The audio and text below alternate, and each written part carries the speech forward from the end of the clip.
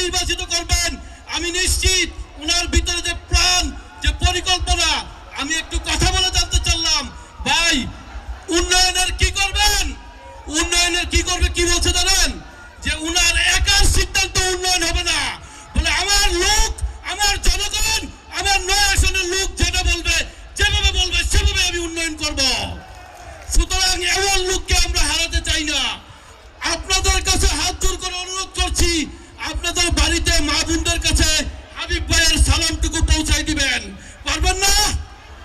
সবাই হাত তুলেন আমি আপনাদের সন্তান হিসেবে আমি আপনাদের জন্য চাইনি আমার